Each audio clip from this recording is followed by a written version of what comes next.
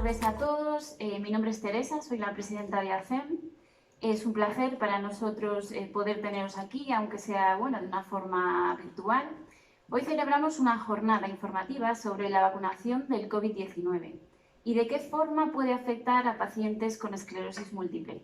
Un tema para nosotros muy importante y que nos genera muchas dudas e incertidumbres. Esta jornada la hemos organizado con la colaboración de los laboratorios Merck, a los que nos gustaría dar las gracias por todo su apoyo y concretamente agradecer a Lucía Veiga el cariño con el que trata siempre a todas las asociaciones de afectados. Hoy tenemos la suerte de tener aquí en ACEM a la doctora Eva Costa Arpín, neuróloga del CHUS y una profesional clave en la investigación de la esclerosis múltiple, como también es clave la figura del doctor José María Prieto González, jefe de neurología del CHUS, siempre dispuesto a colaborar con nosotros y mantenernos informados de todas las novedades relacionadas con la esclerosis múltiple. Así que, si os parece, os voy a, primero dar las gracias a ambos por estar aquí y ya os voy a dejar con el doctor Prieto.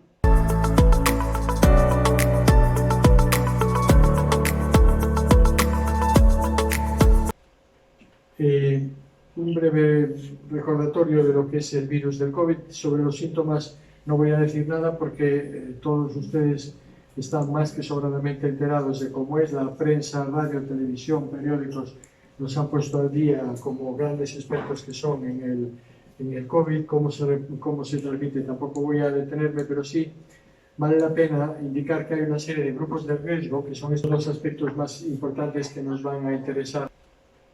Lo que nos ocurrió al principio cuando empezó la epidemia de COVID es que no sabíamos si eso podía ser un factor que agravara la esclerosis múltiple o incluso que pusiera en peligro no solamente la evolución de la enfermedad, sino la vida de los pacientes.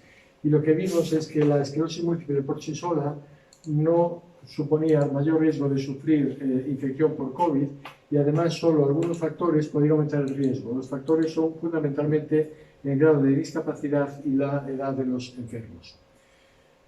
Como al principio teníamos miedo, sí que es cierto que en algunos pacientes o bien retrasamos el inicio de algún tratamiento o pospusimos alguna de las pautas por miedo a que ese tratamiento pudiera facilitar la infección o facilitar el agravamiento de la evolución de la enfermedad. Y se vio que curiosamente esto no era así. Tan no era así que, por ejemplo, en un estudio que se hizo en Italia, recuerden que Italia estuvo afectado mucho antes que España y de una forma también con la misma violencia, en Italia, en un grupo de 380 pacientes con esclerosis múltiple, la evolución de ellos no fue una mala evolución y solamente en 5 casos se produjo el fallecimiento, pero son casos muy concretos con varias patologías asociadas, etc. Es decir, parecía como si incluso el estar con tratamiento de la esclerosis múltiple hiciera que una posible infección por COVID, como eran estos 380 enfermos, no solamente no fuera mal, sino que fuera más leve que en personas por lo demás sanas. Esto se podría hacer mucha especulación al respecto, se ha hecho mucha especulación, pero lo que sí está claro es que estar a tratamiento de esclerosis múltiple con algunos de los fármacos que estamos usando no supone un riesgo mayor de tener una mala evolución de la enfermedad. Ahora entramos en el mundo de las vacunas. Como vieron hoy por la mañana, la Consellería de Sanidad ha previsto hacer una vacunación masiva de 1000 personas mañana, creo que aquí en Santiago de Montenegocio y en varios centros, como prueba, porque vamos a tener posiblemente una avalancha de vacunas, o eso nos gustaría tener. Y seguramente se prevé que haya un número más alto de lo que en principio parece que estábamos esperando.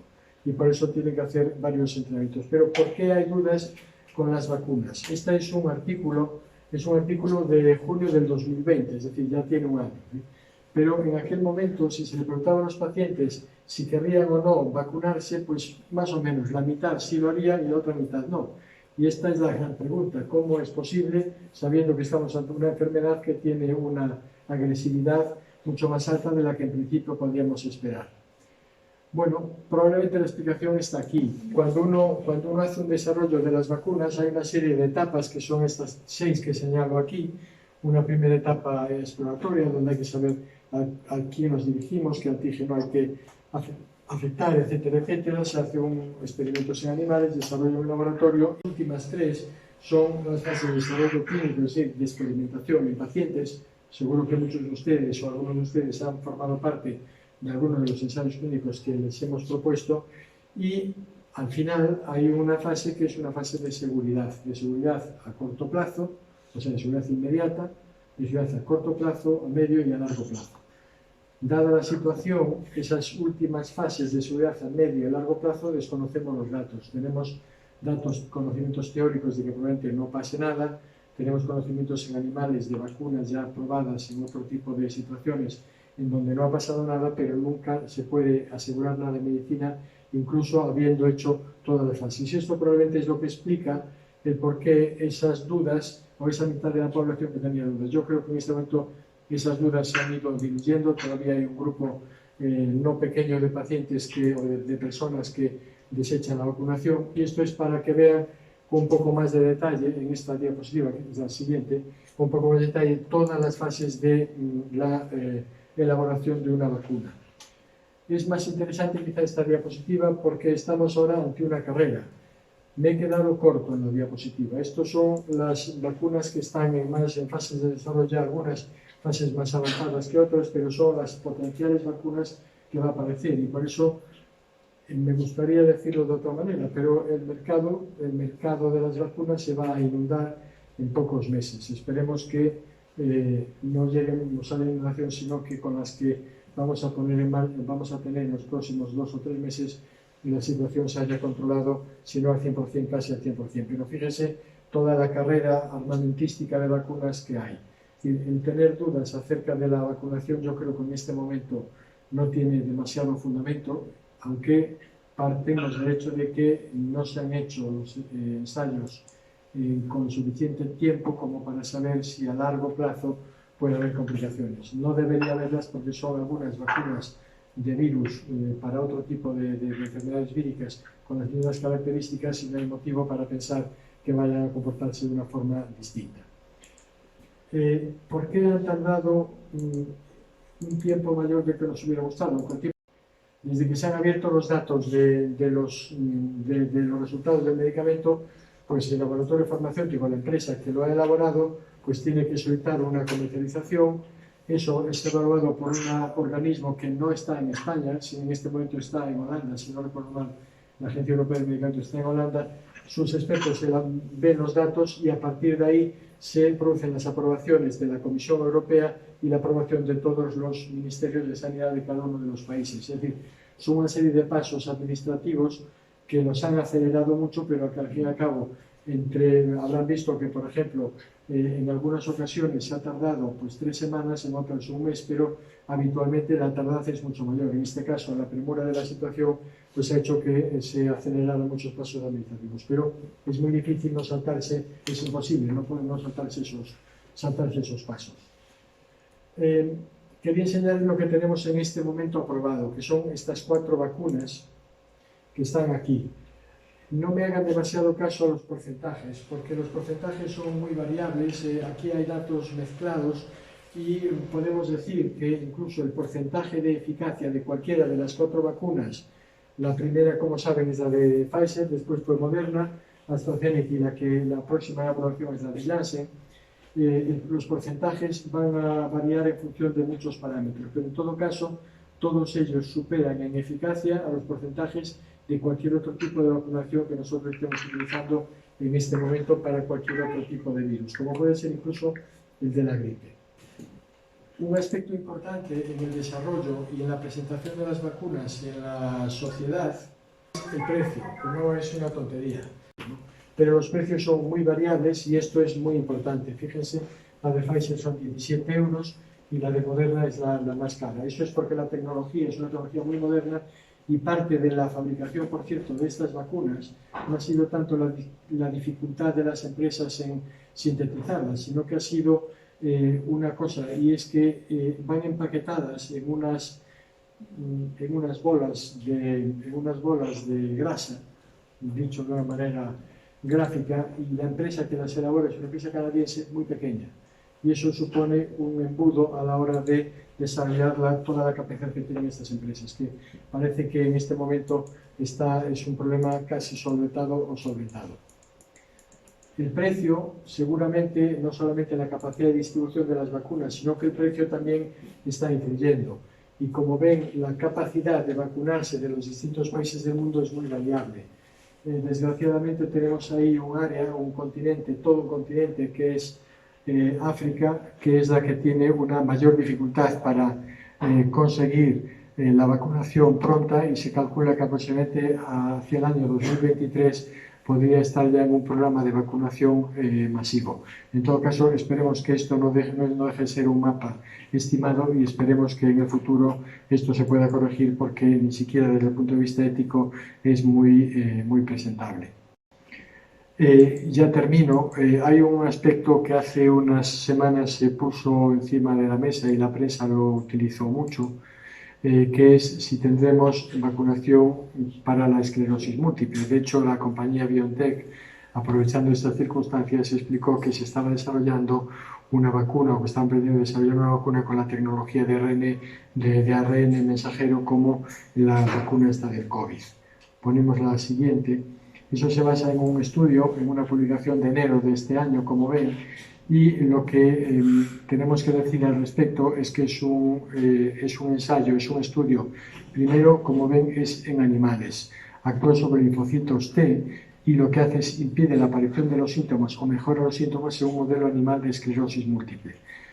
Y esto me interesa mucho recalcarlo, porque no se pueden, en mi opinión, generar unas expectativas que después no se pueden cumplir. No es la primera vez que nos ocurre esto en la enfermedad de la esclerosis múltiple, y aunque los modelos animales mejoren o se evite el desarrollo de la enfermedad utilizando esta tecnología, el gran problema que tenemos es que para el virus del COVID es relativamente fácil desarrollar una vacuna, porque sabemos contra qué vamos a dirigir esa vacuna, contra qué proteína o contra qué virus. En la esclerosis múltiple no tenemos el virus, no tenemos la proteína, y no sabemos exactamente cuál es el mecanismo, ni siquiera si en los distintos pacientes con esclerosis múltiple los mecanismos son similares. Por eso hablar de una vacuna de estas características para la esclerosis múltiple me parece como poco muy aventurado, y voy a dejar mi comentario en muy aventurado y no voy a decir mucho más al respecto.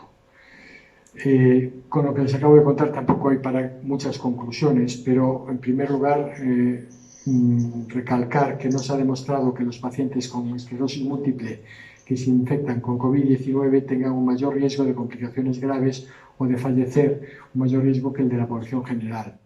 En segundo lugar, que las decisiones en cuanto al tratamiento son decisiones que son individualizadas. No se puede hacer una estandarización de los tratamientos, aunque en general se ha visto que los tratamientos de la esclerosis múltiple no interfieren con no supone una mayor gravedad de la enfermedad, y en los casos en donde ha habido infecciones, pocos aquí en Galicia, pero en los estudios que ha habido se ha visto que realmente la evolución ha sido igual o mejor que pacientes sanos. No se recomienda la interrupción de la medicación, ya que puede suponer una reagudización de la enfermedad, con graves consecuencias, obviamente, porque en muchas ocasiones puede haber secuelas. Hay varias sociedades científicas y líderes de opinión que han establecido varias recomendaciones de uso de los fármacos, atender a diversos factores durante toda la pandemia. Esta última diapositiva que están viendo ya es simplemente para recordarles que aquí en Santiago de Compostela hay un patrono. No es patrono de Santiago, por cierto, pero hay un patrono, se dice que es San Roque. San Roque es un santo que en 1517 libró a la ciudad de Santiago de la epidemia de peste. Tanto el Cabildo como el Ayuntamiento de Santiago prometieron hacerle una iglesia, no se la hicieron, y la epidemia de 1720, pocos años más tarde, convenció al Cabildo de que había que hacerle la tal iglesia para librarlos de la peste, y así fue. En el 1833 volvieron a rogarle a San Roque que los liberara de una epidemia de cólera, y ahora en 1918 de la epidemia de gripe. Y como ven en el cartelón de color naranja, pues el año pasado, en junio, se le volvió a hacer otra rogativa, que esperemos que probablemente con las vacunas consigamos muchas cosas, pero no está de más que San Roque eche una mano. Eso es el hospital de San Roque, era un hospital de enfermos infecciosos, fue hospital de sifilíticos. Ahí hay dos personajes que son San Cosme y San Damián, que eran médicos hermanos que trabajaban, ejercían medicina de forma gratuita. Y simplemente recordarles esto, y si alguno tiene curiosidad que puede ir ahí a ver cómo es la capilla, porque es bien interesante y bien bonita. Y nada más, espero haber aclarado un poco en qué consiste el tema este de las vacunas, pero seguro que la doctora Costa les aclarará mucho más, con mucha más precisión de lo que yo acabo de hacer, alrededor de cómo hemos de comportarnos en los distintos pacientes con los distintos fármacos que van a ser utilizados. Y nada más, muchas gracias.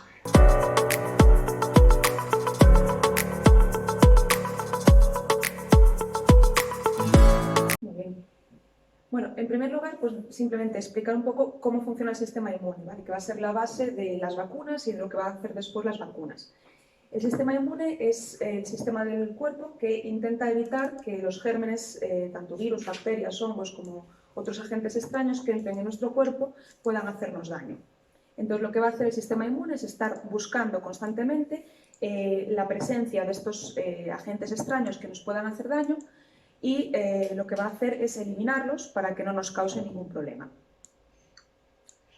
Cuando un agente infeccioso, en este caso el virus, entra en el organismo, las células del sistema nervioso, del sistema inmune, que hay muchas y tienen pues una relación bastante compleja entre ellos, van a identificar esa sustancia extraña. Una vez que esto ocurre, pues van a tener que estudiar cómo pueden eliminar esa bacteria o ese virus en este caso, y tiene que poner en marcha una gran cantidad de circuitos hasta que finalmente el sistema inmune es capaz de eliminar esos agentes infecciosos, en este caso los virus, y los destruyen, ¿no? Una cosa que es muy importante es que después de una infección quedan unas células de memoria, ¿vale? Que son células, generalmente linfocitos, que están entrenadas exclusivamente para buscar de nuevo ese virus y que si vuelve a entrar en el organismo lo detectan de forma inmediata y lo destruyen. Entonces lo que hacen es que si el virus vuelve a entrar, lo reconocen de forma inmediata y lo eliminan antes de darle tiempo a que se replique y a que infecte el organismo. Lo que intentamos con las vacunas es producir esa inmunidad de memoria, pero sin necesidad de que el cuerpo tenga que pasar por una infección y sin producirle daño. Entonces lo que van a hacer es, lo que se hace con las vacunas es administrar la información suficiente para que el sistema inmune pueda generar una defensa, una respuesta que identifica el virus y la destruya, pero sin poner el virus. Entonces hay algunas vacunas que lo que hacen es pues, simplemente dar información, como son pues, las vacunas de ARN o las de proteínas, que lo que hacen es dar pues, una parte del virus para que lo identifiquen y si entra el virus, como va a llevar esa parte, pues lo identifican y lo destruyen. ¿Vale? Hay otras que son las de virus vivos atenuados, que lo que hacen es meter el virus atenuado para que no cause una infección grave, y de esta forma pues también se genera esa respuesta inmune para que si entra el virus normal, el virus salvaje, pues para destruirlo y que no produzca daño. Estas vacunas son las que no se podrían poner los pacientes con esclerosis múltiple que estén tomando inmunosupresores, porque aunque el virus está atenuado, si las defensas no están lo suficientemente activas, podrían producir una infección. ¿Vale? Es muy raro, poco frecuente, pero podría suceder. ¿Y cómo son las vacunas del COVID? Pues ninguna de ellas es de virus vivos, ¿vale? Es decir, ninguna de ellas va a producir ningún riesgo porque no van a meter el virus, sino que van a meter una parte de él que no puede producir una infección, ¿vale? Las que tenemos ahora, pues las dos primeras que aparecieron son vacunas de ARN, que son la de Moderna y Pfizer, y la otra que tenemos actualmente comercializada es un vector viral, ¿vale? Y las otras pues, que van a salir pues, son de proteínas o de vectores virales también. ¿Y qué es eso de una vacuna de ARN? Que se le ha dado mucho bombo últimamente. La tecnología del ARN no es una tecnología nueva que se haya diseñado ahora para esta vacuna, sino que ya estaba diseñada, llevan 10 años trabajando en ella y estaba puesta a punto para empezar a utilizarla. Lo que pasa es que, coincidiendo con la pandemia, por eso se empezó a utilizar con este tipo de vacunas, ¿vale? Pero no es algo que se haya diseñado ahora nuevo, sino que ya tiene pues, una base. Y la vacuna de ARN pues, es como un libro de recetas. El ARN lleva información para producir una proteína de la superficie del virus. Entonces el organismo, utilizando esa receta que le hemos dado, produce esa proteína. Es decir, nuestro propio cuerpo va a producir esa proteína del virus. Entonces los linfocitos identifican esa proteína como algo extraño y generan esas células de defensa, esas células de memoria.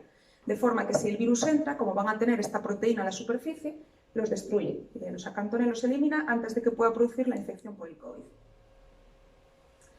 Entonces, ¿cuáles son los beneficios que tiene la vacuna del COVID?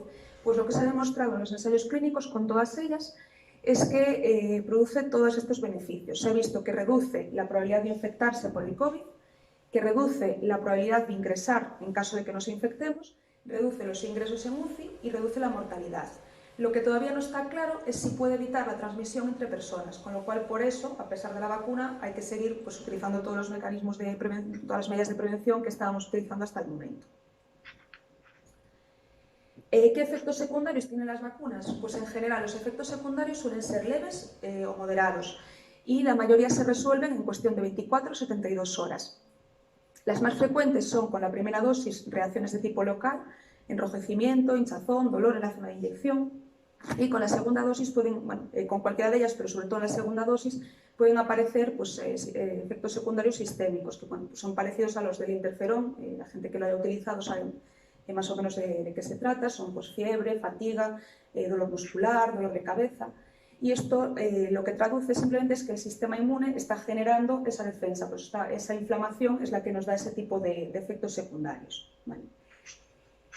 También se ha visto en los estudios que estos efectos secundarios son menos frecuentes en los pacientes mayores. En los mayores de 65 años hay menos frecuencia de efectos secundarios porque el sistema inmune no es tan potente y no causa tanta inflamación. Por eso no podemos asegurarlo, pero es posible que los pacientes que están tomando tratamientos para la esclerosis múltiple como produce una atenuación del sistema inmune, que tampoco tengan estos efectos secundarios tan marcados o sean más leves. También se ha hablado pues, mucho de efectos adversos graves, como las reacciones alérgicas graves, pero son muy poco frecuentes, aparecen en una de cada 100.000 vacunados. Y luego también se les dio pues, cierto bombo a las reacciones autoinmunes, pues, como el Guillain-Barré o las mielitis, que son muy raras, son un caso por cada 1.000.000 de vacunados. Y hay que recordar que estas reacciones autoinmunes no solo aparecen con las vacunas, sino que también aparecen con las infecciones, incluso son más frecuentes. De hecho, el Guillain-Barré solemos ver pues, como 10, 15 al año. Yo creo que no hemos visto ninguno por vacunas en los últimos años, pero sí que ya hemos tenido uno en un paciente ingresado por COVID, con lo cual sí que es cierto que son reacciones graves que asustan, que se les da mucha publicidad en la prensa, pero que no son frecuentes y que también pueden aparecer con el virus y con más frecuencia. Con respecto a la seguridad entre las vacunas, es muy parecida en todas ellas. ¿Vale? Estas son las que están autorizadas ahora mismo y veis que bueno, más frecuente es la reacción local, en torno a un 80%, la sensación de cansancio es entre un 50 y un 70%, dolor de cabeza entre un 50 y un 60% y la fiebre es mucho menos frecuente. La fiebre puede aparecer pues, en torno, generalmente menos del 20%. ¿Y por qué se han desarrollado tan rápido? Que también es otra cosa que se suele preguntar mucho últimamente. Pues por una parte porque no se partía de cero. En los centros hay más de 100 coronavirus descritos, llevan más de 50 años trabajando con ellos y se estudió mucho los coronavirus que produjeron tanto la epidemia del SARS del 2002 como la del MERS del 2012, que fueron pues, más contenidas pero fueron epidemias graves, y ya se había identificado pues, que la proteína de superficie del virus es la mejor diana para generar vacunas. Entonces, pues, bueno, ya se partía de ahí, ya se sabía un poco cuál era la diana que se debería buscar. Luego, pues bueno, la situación de pandemia tan excepcional que estamos viviendo pues llevó a que hubiese una cooperación internacional hasta ahora tampoco nunca vista. Los ensayos, bueno, todos los datos clínicos que se publican en revistas científicas tardan pues, un tiempo, a veces pues, 6 meses o más en ser publicados. Desde que se declaró pues, la pandemia por la Organización Mundial de la Salud, PubMed, que es la base de datos de todas las revistas científicas, publica en abierto y de forma inmediata toda la información que aparece en forma relacionada con el COVID. Esto hace pues, que cualquier tipo de investigación o adelanto que haya en un país se conozca de forma inmediata en el resto del mundo. Y esto pues, ha hecho que la investigación fuese mucho más rápida. Luego, pues también la financiación, tanto pública como privada. La situación pues, excepcional pues, ha hecho que tanto los gobiernos como ciertos inversores privados hayan puesto mucho dinero en desarrollar una vacuna. ¿Por qué esto es importante? Porque el desarrollo de nuevos fármacos supone un riesgo para las empresas y esto hace que a veces no lo intenten, ¿no? Desarrollar un fármaco simplemente en ensayos clínicos cuesta entre 31 y 68 millones y solo 1 de cada 10 fármacos que se prueban al final dan resultados y se pueden comercializar. Por tanto, pues, supone pues, un riesgo importante. El hecho de que haya una financiación extraordinaria para las empresas les permitió no solo desarrollar un montón de vacunas, sino que además empezaron a fabricar la vacuna antes de tener los resultados, de forma que si una era efectiva se podía comercializar de forma inmediata. Y luego, pues ya lo comentó antes el doctor Prieto, las agencias reguladoras de los fármacos fueron revisando de forma continua la información. Entonces, para esto también hay unos plazos que suelen retrasarse, pero le dieron prioridad absoluta a la vacuna y eso hace pues, que cada vez que iba saliendo resultados de un ensayo ya los iban revisando sin esperar a tener los resultados finales. Sí que es importante que no se ha saltado fases de investigación, ¿vale? Se hizo una fase preclínica que fue bastante rápida por lo que decíamos previamente que ya había información de otros coronavirus. se probó en animales de experimentación y luego se hizo pues, los estudios de fase 1, que son estudios muy cortitos en los que se mete pues, un número pequeño de pacientes para ver si suelen ser sujetos sanos, para ver si la vacuna es segura. Una vez que se ha probado que era seguro, pasó a la fase 2, que es un estudio pues, de eficacia y seguridad, que ya se meten más pacientes, ya con enfermedades, para ver si sigue siendo seguro en la población general y para ver si es eficaz o no. Y una vez que se acaba la fase 2, se pasa a la fase 3, que es de eficacia, ya metiendo una gran cantidad de personas. Aquí lo que se hizo para acelerar fue que se unió la fase 2 y la fase 3, se hicieron de forma conjunta. Y los fase 4, pues era lo que comentaba antes el doctor Prieto. Nosotros cuando tenemos un ensayo clínico sabemos que es eficaz y seguro en el tiempo que se ha probado en el ensayo, pero no a largo plazo.